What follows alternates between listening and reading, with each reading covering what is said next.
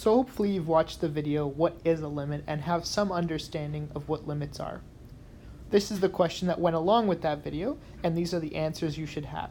Realize as x approaches -2, the function from both sides approaches 0, so the limit is 0.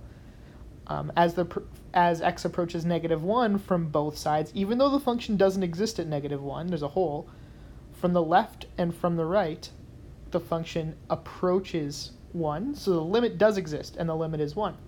For the third one, as x approaches 2 from the positive side and the negative side, from the negative side it approaches 4, the positive side it approaches 3, so because it approaches different things from both sides, the limit doesn't exist. Even though the function does exist up here at 4, the limit does not exist, so that's what DNE is, does not exist.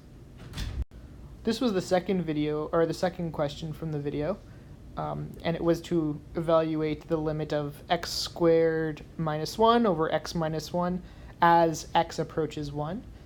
So notice how we can't just plug in x at 1. The function doesn't actually exist at x equals 1. So instead of just plugging it in, we have to evaluate the limit. To do this, let's first simplify this function, fact to the top as a difference of squares, and we notice those x minus 1s will cancel out, and we're left with just x plus 1. Notice how I've put the restriction here, though. We can't forget about the restriction. X cannot equal 1, right? So when we graph it, it's just going to look like a line at x plus 1, but there's going to be a hole at positive 1. And then once we've canceled that out, now we can't plug in x equals 1, but we can plug in the limit as x equals 1. So it sort of looks like just plugging in 1, but really remember what we're doing is we're plugging in the limit. So that's why you get 1 plus 1, 2 is your final answer here. So it's your job to summarize how do you know when a limit does and does not exist. If you're not able to answer this question, I would go back and rewatch that previous video on what is a limit. So let's look for some patterns now when we're evaluating limits. So the first one is, what is the limit of 6 as x approaches 2?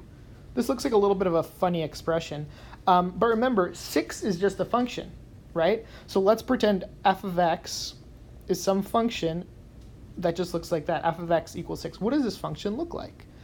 Well, if we just draw a very quick sketch here, what does this look like? This is just a function that exists at 6, right? If this value is 6, it's just a horizontal line at 6. So the question is, as this function approaches 2, a y value of 2, so 2 is maybe right here, what does the function approach? And if we look, well, obviously the function everywhere is going to be equal to 6.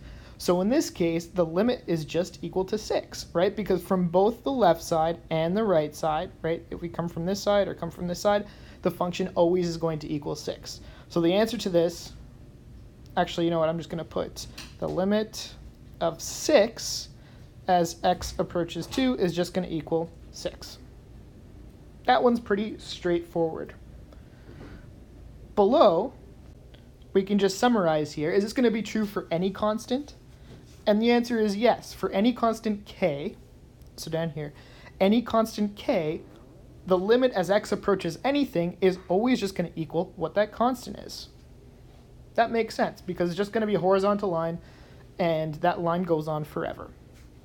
Okay, let's take a look at this. The limit of x as x approaches -3. Again, if we draw a really quick sketch, I like to just draw sketches always for these until we're really comfortable with them. The line for x just looks like a graph like that. As x approaches -3, that's going to be sort of, if this is -3, we know this line has a slope of 1, right? So the y coordinate is also going to be -3. And if we look at where that line is, a line is continuous, right?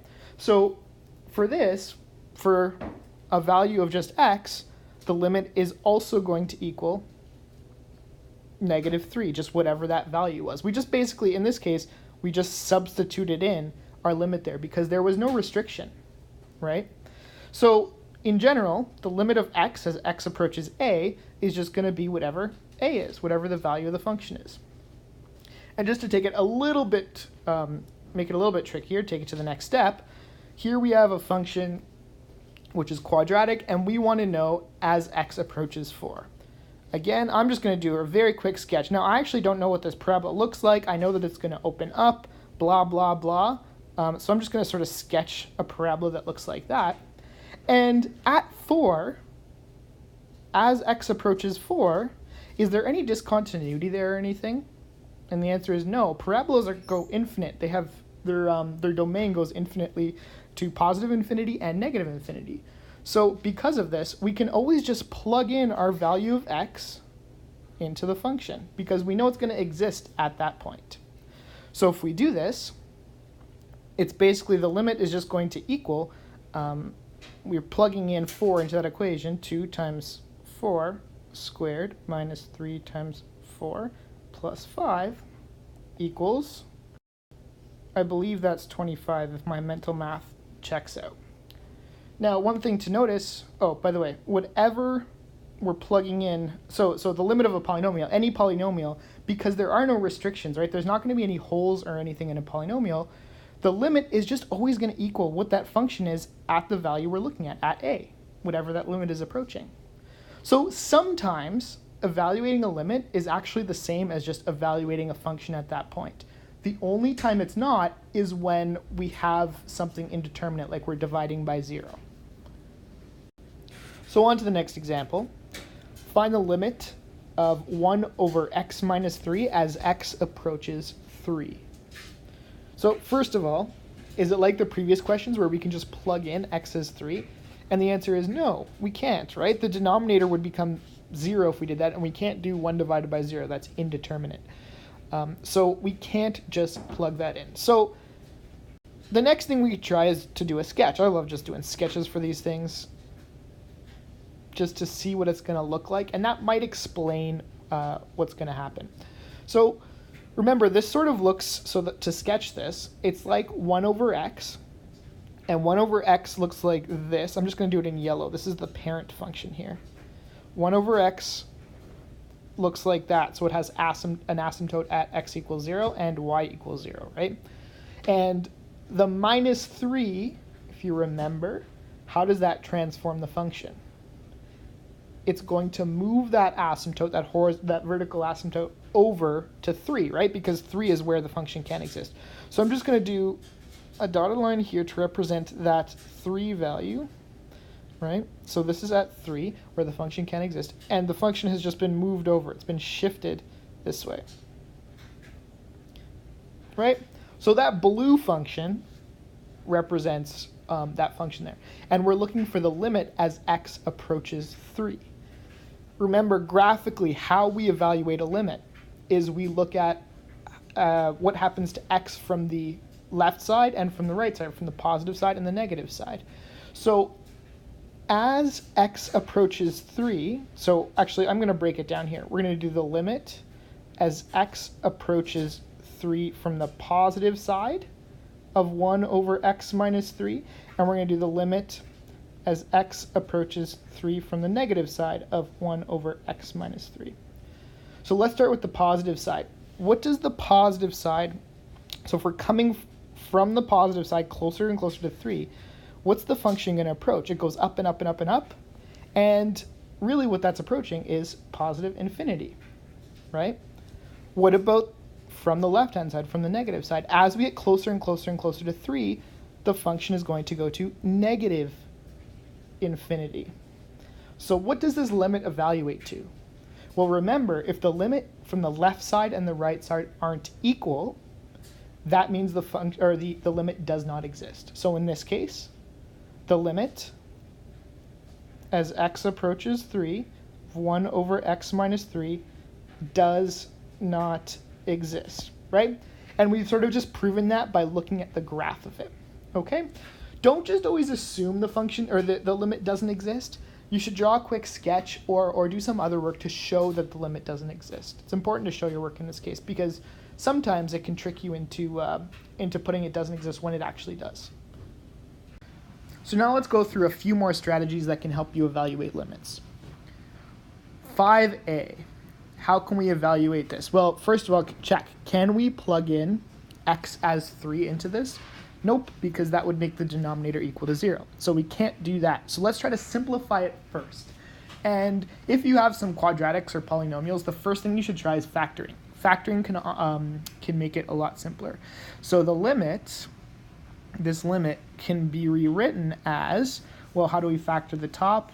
You can just use some product and sum, right? Multiplies to -3, adds to -2. So that would be x minus 3, x plus 1, all over x minus 3. What happens? Boom, those things go away. They cancel each other out. Both are factored out, so they go away. And the restriction here is that x cannot equal 3. So we're not allowed to plug in x equals 3, but we can now, so this is the limit as x approaches 3 of x plus 1 essentially, right? We can plug in 3 now, right? Well, we can plug in the limit as x approaches 3. So what this looks like here is just going to be 3 plus 1, which equals 4. Okay, we're not plugging in x as 3, we're plugging in the limit as x approaches 3. Okay, so the answer to this limit is 4. Just a quick note as well, if you wanted to check any of these by graphing, you could do that. So this would again just be a linear function with a hole at x equals 3, and you'd see that the function approaches 4 from the left and the right. Okay, this one looks a little bit more complicated. Can we plug in x as 2? Well, right off the bat, we see we can, right? That doesn't make the denominator equal to 0. So this one, it looks a little bit tricky, but in reality, we're allowed to directly just plug that in, right? And we don't have any problems with this one. So this should be the root of 2 plus 1 minus 1 over 2. And by the way, the restriction here that I could write is x cannot equal 0, right? That's the only restriction. I guess we would have a restriction, right? Because x, the thing under the square root, couldn't be negative, but we don't have that here because that's not an issue because we're plugging in positive 2. So anyways, this is going to be root 3 minus 1 over 2. There we go. That's the simplified version of this. We can't really simplify that function anymore, or that expression anymore. That's the exact answer. Now, if we wanted to make this question a little bit more interesting, which I think actually it was supposed to be, I think it got messed up somehow, but what if we had the limit as x approaches 0 of this thing? Root x plus 1 minus 1 over x. So let's do this question now. Is this possible? Well, we know right off the bat x cannot equal 0. So we can't just plug in x as 0 into the original function as it is, right? So instead, let's try to do something to sort of simplify this.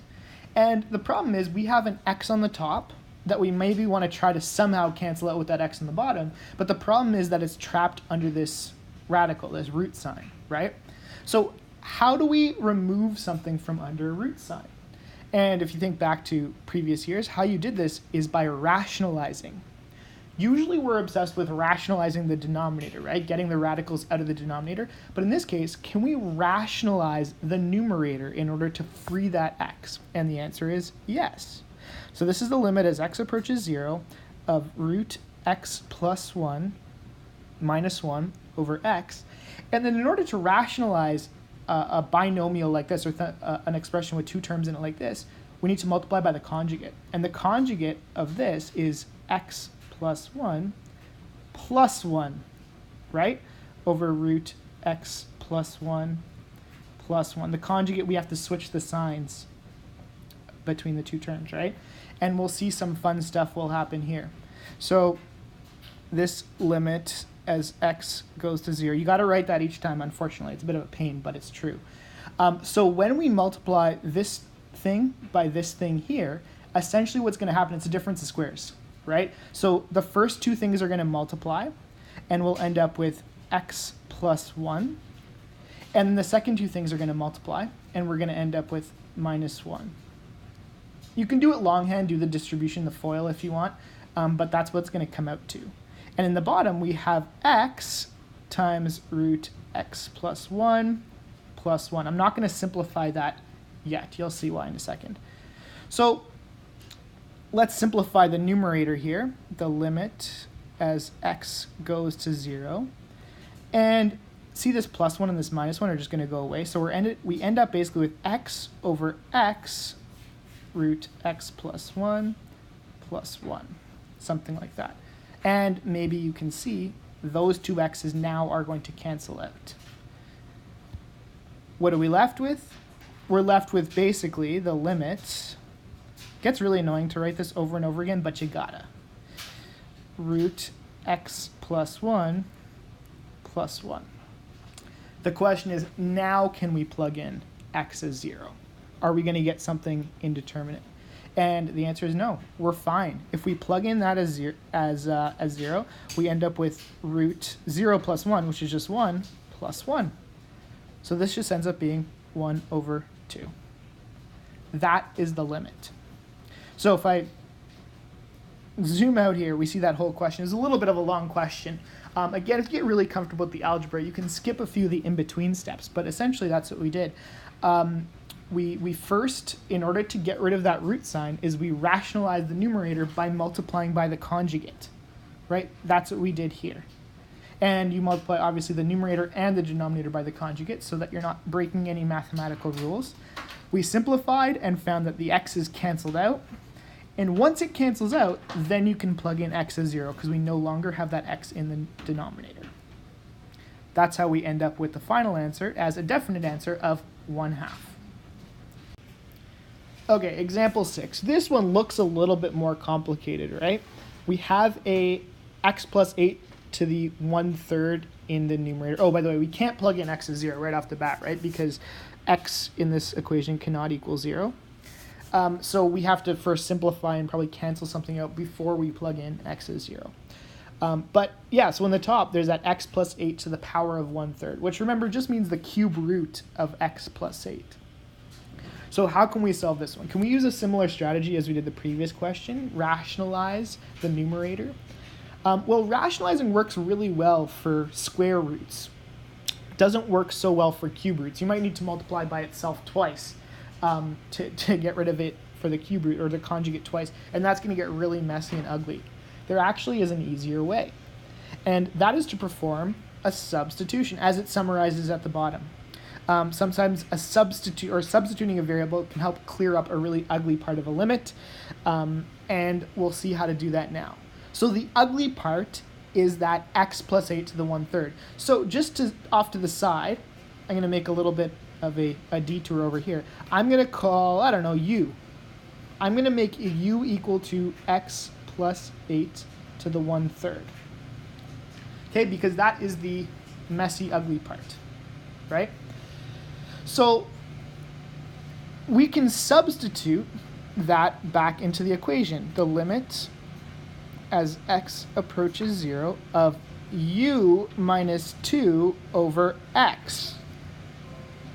Okay, that looks a lot nicer, but the problem is now we have two variables.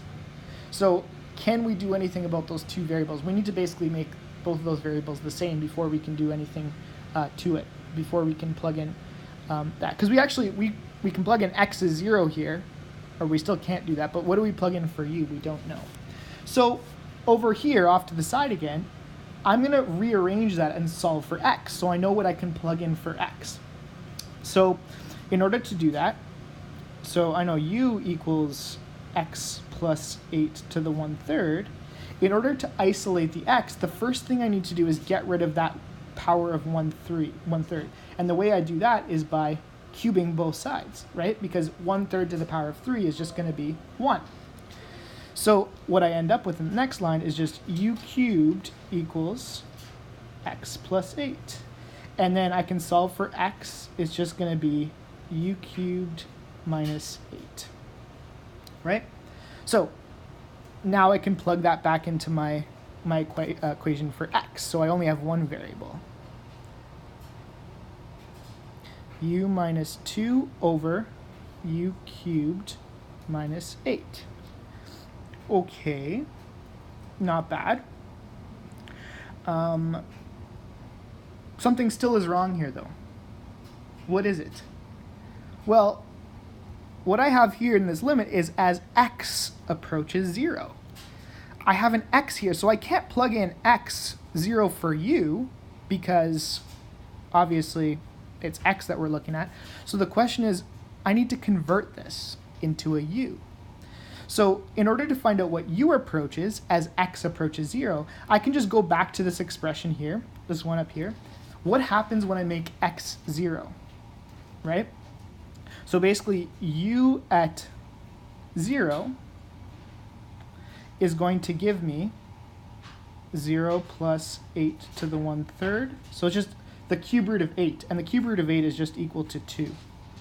So as x approaches 0, that means u is going to approach 2, u minus 2 over u cubed minus 8. So do you see what I did? I'm just gonna go over that one more time. I needed to convert, basically we started with this, right? Actually, we started with this, we made the substitution for u, but we needed to change that other x into something with u's in it as well. So that's why we solved for x in the equation and then plugged it in. But we also needed to change this x to a u because we can't plug in a u or an x if there's no x in the equation. So the way we did that is we found out when x approaches 0, what does u approach? So we just plugged in a 0 here basically, and it told us that u approaches 2. So there we go. Now we have something that looks a little bit different.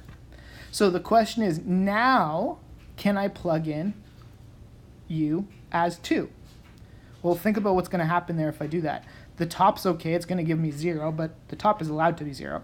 But in the bottom, what's going to happen? U cubed is, or 2 cubed is 8. 8 minus 8 is 0. So I still have an issue, right? I can't do that.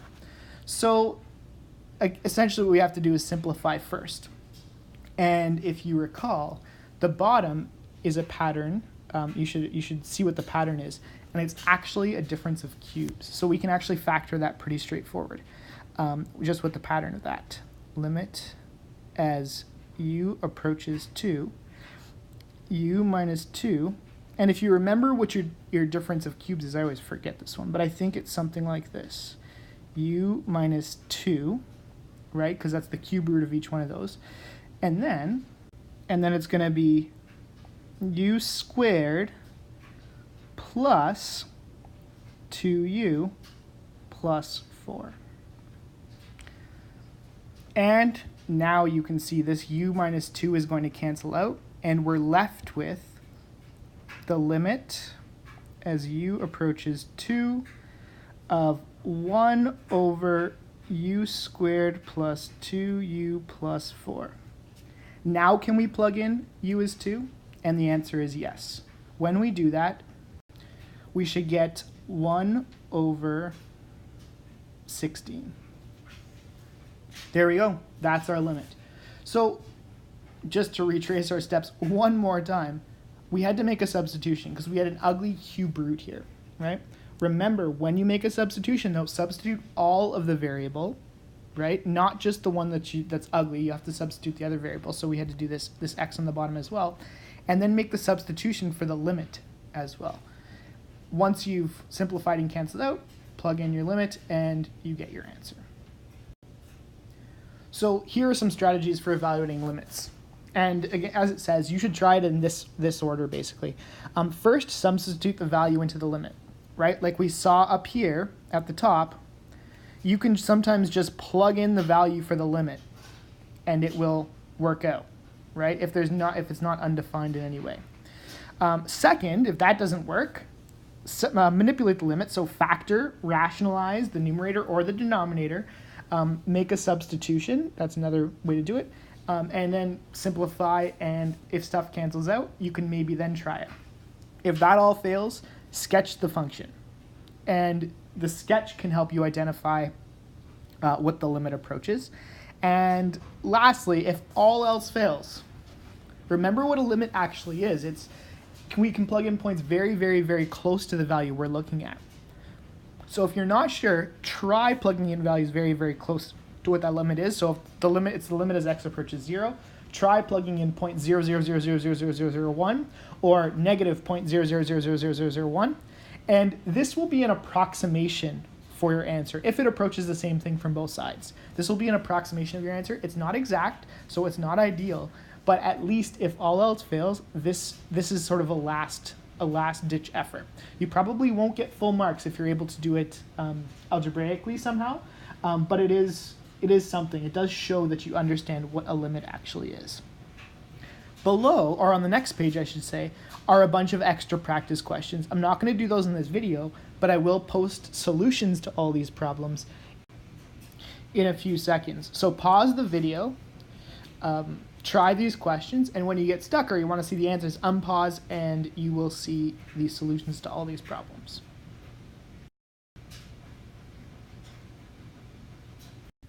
Okay, so here are the solutions to those problems. I'm just going to very quickly go through them. The first two, you can just do direct substitution. There's nothing wrong with the denominators there, so you can just plug in the values. The next one, C, you'll notice you get a negative sign under the square root. So this doesn't exist, and in reality what happens is that the original function had to be, the x values only can be greater or equal to 3, which the limit is not, so the function actually doesn't exist there. So therefore the limit doesn't exist there. D was just a factor and or cancel things out and solve. E, same thing. F actually was the question from the previous page. I should have changed it up, but I didn't. So that's another direct substitution. G is a little bit more complicated. If you haven't done piecewise functions yet, not piecewise functions, absolute value functions yet, don't worry about this problem. If you have, the easiest way is just to do a quick sketch, and you can see right away as x approaches 2 from the positive side, the function approaches 1, and from the negative side, it's -1. So because it approaches different things from the left and from the right, you know the limit does not exist. And lastly, another direct substitution. This one looks a little more complicated than it is, but don't forget to try to just plug in the value, and you will get to the answer of 0.